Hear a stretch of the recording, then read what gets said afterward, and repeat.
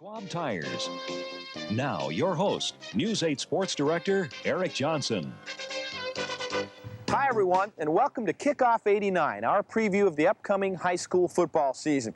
There were a few games last week, but it really gets going tomorrow night. That's the first of 9 big Friday nights, then the playoffs, and at the end, of course, the new state champion. In tonight's show, you're going to meet some of the top players in Oregon. We call them players to watch. We'll relive Crook County State Championship of 1984 and see what folks in Prineville remember 5 years later. And if you've ever thought you could be a referee, we'll show you what it's really like.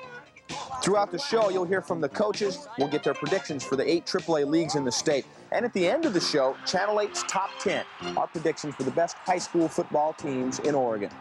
We'll cap it all off with number 1. Now let's get started with last year's number 1. These guys, the Benson Techmen. The game-clinching touchdown. The exuberant fans. Tears on the sideline. Baby, we did it, baby, we did it. Yeah, they did it all right. Unranked and unrespected, but holders of the last lap. Holders of the state championship trophy.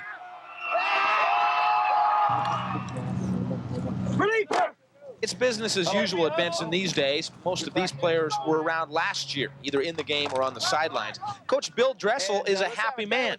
He's got the trophy on the shelf and the possibilities of another one this year. In some ways, this is a better team up front in the lines. I think it's a little bit better, and it's just as good in most of the skill positions. He says most of the skill positions because 2-year starting quarterback Joe Bushman is graduated. His are big shoes to fill. One of these guys will step in. Ready? Left to right, Eric Jenkins, Vince Watson, or Caleb Borchers. Elsewhere, the Techmen are big, strong, and experienced in the line. And as always, lightning fast in the backfield.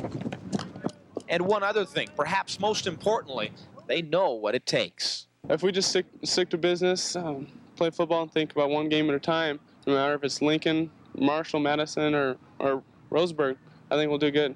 We'll pull together as we always do and try to repeat. No, it hasn't been done, but we're here to do it.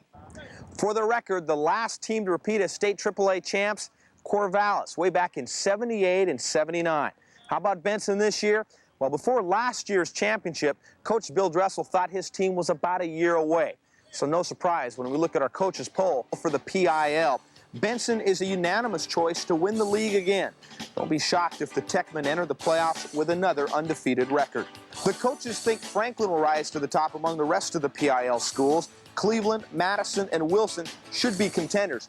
Now let's check on the Valley League, where the coaches give the nod to the North Salem Vikings. They returned half the starters from the team that was tied for the league title a year ago. The coaches expect Lebanon to be as good as ever, and Sprague could repeat in 3rd place. Also, keep an eye on Corvallis and South Salem. Now here are some of the players to watch this season. Let's start with the running backs. Glencoe has tailback Ruben Arroyo back. He's not big at all, 5'8", 180 pounds. But don't let that fool you. Last year, Ruben ran for 13 touchdowns. At wingback for the Jesuit Crusaders, Jason Berry, a 5'11", 200-pound senior. Jason is number 20 here in green, and watch this kid fly. Last year, he ran for nearly 1,000 yards in only 9 regular season games. And a third back from the Metro League, Hillsborough's Matt Binkert. He's number 23 in white. Matt runs hard, can catch the ball, and he was all-league as a junior at defensive back. Now Sprague High School's dynamic duo in the backfield, seniors Aaron Tang and John Gentry. Tang on the left will be a 3-year starter. He averaged 9 yards a carry before an injury last year. Gentry can flat-out fly as well. Last spring, he was 2nd in the state in the 100-meter dash. Reynolds High School returns big Jason Rome at fullback. He's 6'1", 215 pounds. Now, Jason was all-conference as a junior. He will also play linebacker and punt for the Raiders. He was 3rd in the Mount Hood League rushing race last year. 4th in the league, Bill Volk from David Douglas High School, and he's back this year as well. Volk is a 5'11", 195-pound tailback, and he can do it all. The Scots will rely on number 34 as they go for the Mount Hood League title. Finally, Curtis Willis at Wilson High School, number 34 as well. Here is a big back with a lot of speed. New coach Larry Keck will use him as part of a dangerous wishbone offense. More players in a bit as Kickoff 89 will be right back.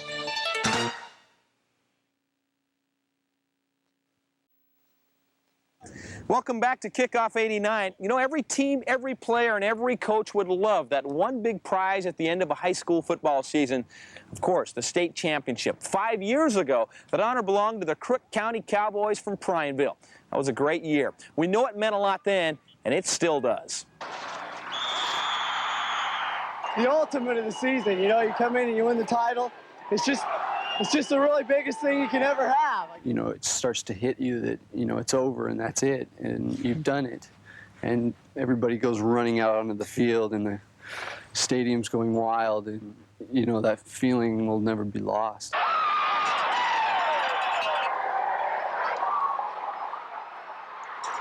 Oh, it's the greatest feeling in the world. I've never felt this before in my life. I can't even explain it. Looked out into the crowd, and just the feeling, it was just incredible. I've never felt like that, and so many people. That was probably one of the highlights. Great job. You know, it's kind of the ultimate thing as far as coaching is concerned. That year was almost utopia. Indeed, that state championship 5 years ago meant a lot to the players and coaches on the Crook County High School football team, but it also meant a lot to Prineville. Back in 1984, Central Oregon's oldest city was also Central Oregon's proudest city. The town had gone through a bad time economically prior to this, and I think probably that season and the feeling generated by it did more to consolidate and pull this community together than anything could. You know, it's like New York winning the World Series or something. I mean, we didn't have confetti. There's nothing tall enough in Prineville to throw it off of, but Prineville went psycho. And that's what Prineville was for at least a year. I mean, we were the city that won the championship last year. I'd give anything to go back and do it again. Tim Smith played safety that year. He remembers what the town meant to the team. It was a whole town effort's what it was. Was it? Mm-hmm. It's like we had 12 guys on the field, our biggest one sitting up in the seats. That's because everyone was in the seats. The town of Prineville was empty on that championship game day. 5 years later, Tim Smith works for Les Schwab Tires in Beaverton. Bruce Scanlon is finishing up school at Linfield. Jim Kavortek works summers in a Prineville mill. He's also finishing up school. Coach Bob Krofchek is now coaching at Redmond High School. Miles, Joe, get up there! Get up! And they still play football at Crook County. Seniors on this year's team were 7th graders in 1984. The players then were their heroes. Now they're compared to the champs. Already in the papers and stuff, they've been talking about it, and it puts a lot of pressure on us. And it seems like if we go out and we lose a game, then everybody's going to give up on us or something. And that's a lot of pressure. When we were playing, they used to talk about the state champs in 52-3, so they have long memories over there. Who knows? This might be another one to remember. The folks in Prineville say the senior class this year is a lot like the one that won it all 5 years ago, and the coaches in the Intermountain Conference seem to agree. The Cowboys return starters at 12 positions after Crook County watched for LeGrand and Mountain View. In the Midwestern League, the coaches like the Colts of Thurston. They tied for the league title last year, and tailback Ace Burdick returns with his 4.5 speed. North Bend fills the second spot, and then watch for Churchill, Marshfield, and North Eugene. And now the Mount Hood League. The coaches there tapped David Douglas as the favorite. The Scots made the second round of the playoffs last year and returned 6 starters on offense. Gresham is expected to pose a threat. Barlow, Central Catholic, and Reynolds should be strong. Now, it's been a long time since Reynolds High has been thought of as a contender in the Mount Hood League. This year, it could be a little different because Reynolds is now 2 schools in 1. Reynolds and the old Columbia High have been combined to make 1 school and 1 football team. Here's Joe Becker. The first few days of practice were very odd indeed. Wearing old Columbia High colors and practicing in the old Columbia High field is the new Reynolds High School football team. Because of financial reasons in the Reynolds district, the schools were combined to form 1. Obviously, it was a bit different for the players at first. It was strange because there were twice as many people and people that you don't know. Some of the guys were kind of against coming together in the beginning, and now once we get out here, we see how much talent we have, and it's been pretty good. It's also been a big adjustment for Dan Baker, who has been Columbia's head coach the past 6 seasons. Baker's at the same building on the same field, but now as an assistant coach. Dan wanted the head coaching job, but lost out to Mike Shanahan, who's coached Reynolds the past 3 years. Good job, Joe. Good job. Mentally, it's been a bit of an adjustment, but once you get through all the ego type stuff, which I think I can do pretty well, it's not odd anymore at all. If numbers are any indication, Reynolds could be a good team this year. Last season, Reynolds was 2-6 and Columbia was 5-3. However, combined, the new school has more than twice as many students at 1,700. That means more talent and possibly more victories. I don't have a crystal ball. I can't say what we're going to do in wins and losses. All I know is the product that we've put on the field is going to be one that is a hard-working group of kids that are going to be flying on that field. That I do know. Not only will they have a new look on the football field, but they'll have a new name as well. Last year, Reynolds went as the Lancers and Columbia went as the Chargers. Now they're known as the Reynolds Raiders. Raiders sounds pretty tough to me, so, you know, what else could you have? I like the Raiders better than the Lancers. The Raiders name gives us sort of a dark image, sort of like a Batman. No cape, though, just new uniforms, and the colors green, white, black, and silver. We'll be watching the Raiders closely to see how well this two teams in one stuff works. Right now, here are some more players to watch this season. Here's a lineman who's tough to miss, Heath Howington from Roseburg, 6'5", 310 pounds. When Heath wasn't playing on the Indian offensive line last year, he was at the state track meet, winning both the shot put and the discus. On defense, watch for Chris Schmidt at Canby. Okay, he's not that big for a linebacker, but as a junior, he was honorable mention All-State and led the Cougars in tackles and sacks. At tight end, watch out for Tony Coker at Lebanon, 6'6", 205 pounds. He, too, was honorable mention All-State with 9 touchdown catches. Now, maybe the best receiver coming back this year, Chad Cota of Ashland. Watch number 7. He helped the Grizzlies to the state quarterfinals last year. He was 3rd-team All-State as a receiver and 2nd-team All-State as a defensive back. Mike Gwynn of Franklin has been one of the best receivers in the PIL since his sophomore year. Last year, he caught 10 TD passes for the Quakers. He was All-League and honorable mention All-State. And finally, Nathan Hamilton will be a 3-year starter at receiver for Gresham. He, too, was honorable mention All-State. But this guy's a double threat. Number 88 threw 2 touchdown passes during the playoffs a year ago. Kickoff 89. We'll be right back.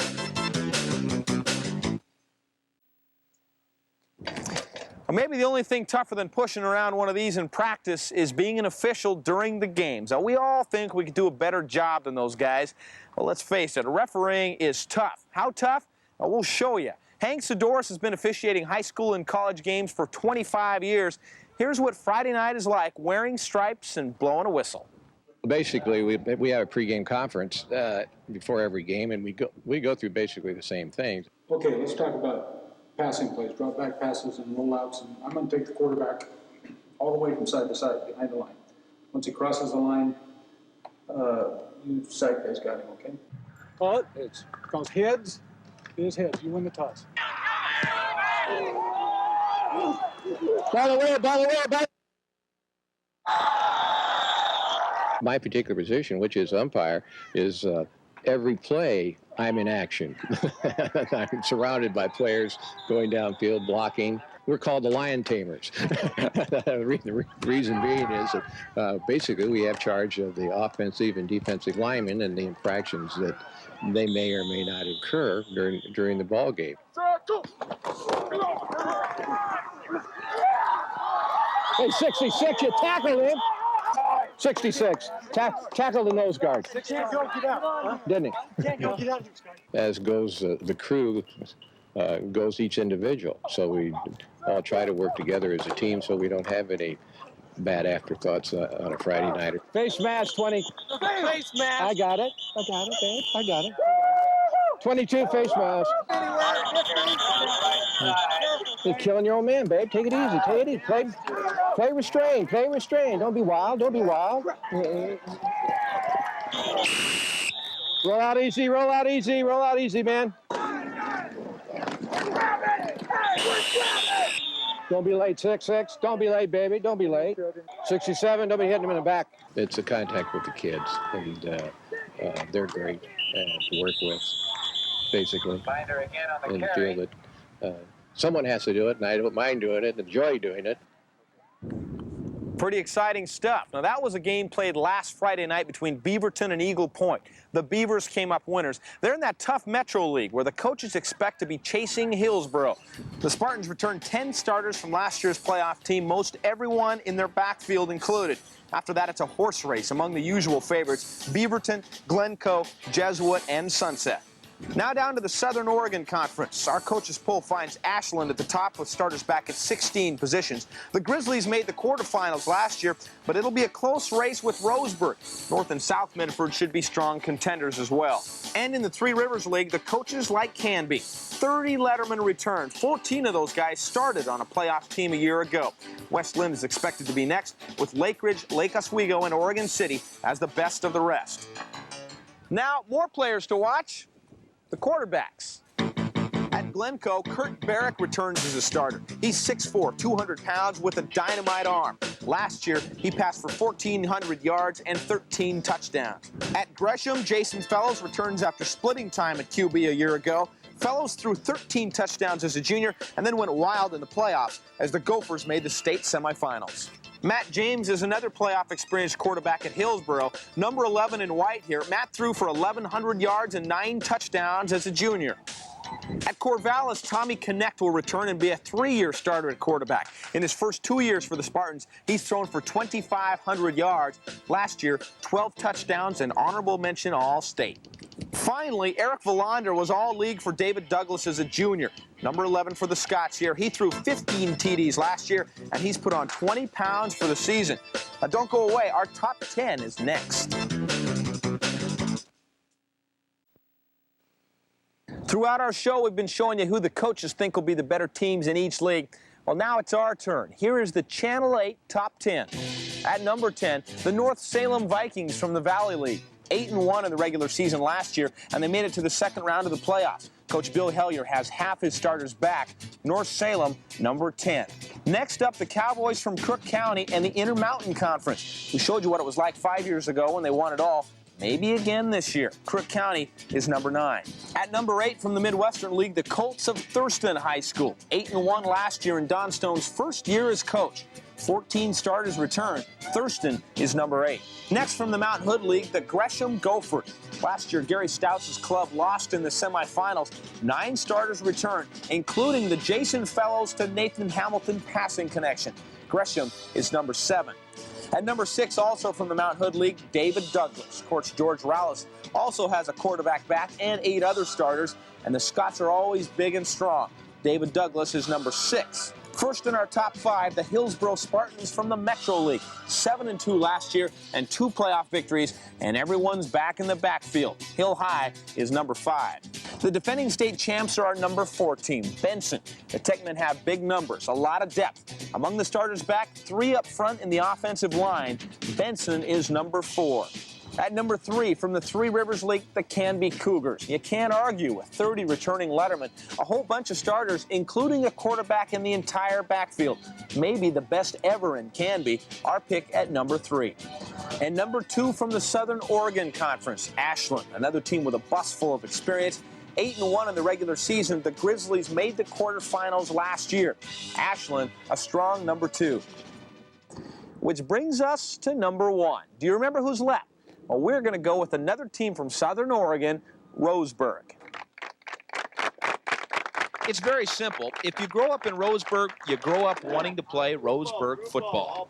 Everybody's up for it, and you just have guys on the field that really your heroes on the field. Well, I had a brother who played here, and I can remember sitting there going, I'm going to play for these guys someday. Well, let me put it this way. I have a lineup of calls, kids that are asking me to be ball boys. And chances are that someday those ball boys will want to be quarterbacks. I don't care if you're slow getting out of there or whatever on any play. I don't want to see the ball laying on the ground on the snap, okay? Coach Thurman Bell has been coaching here for 19 years, 19 very good years. This team could be as good as his best. The Indians won 11 games last year, 4 of them in the playoffs. They lost the championship contest to Benson. There were a lot of juniors and sophomores contributing last season. They are back, and there are a whole lot of expectations. Of course, we talk about that. If we're supposed to be good, then we better go out here and practice like we're good. You know, we tell the kids that everyone that we're going to play is going to play their best football game against us. So we got to be that much better. Not only did Roseburg fall short in last year's championship, they were second the year before, losing that one to Lake Ridge. So you better believe this group wants it bad. Go! We've been there both times, and kind of disappointing, really. And if we get there again this year and don't win, I'm going to be kind of mad, really. I don't think we want that guy mad. He's 310 pounds. So here's our top 10 with Roseburg on top. Now, the third week of the season, it's Roseburg against number 2 Ashland in the Southern Oregon Conference. That should be a good old-fashioned dandy. Now, we know the rankings are going to change over the weeks. There will be upsets and Cinderella teams. But just for the fun of it, here's our preseason top 10 from a year ago. And here's the Associated Press top 10 at the end of the regular season. Some big changes and some different teams. Finally, these teams in the yellow are among the final 8 teams left in the playoffs. Only South Medford and Gresham are in both. And notice Benson wasn't in the top 10 at the end of the season and went on to win the state championship. Well, I guess that's what makes high school football so much fun. You can enjoy it every Friday night and catch our highlights and scores at 11. We'll take you all the way to the new state champion. That's our show. Good night and have a great season. Kickoff 89 has been brought to you in part by Fred's Travel-Rama and your Northwest Subaru dealers.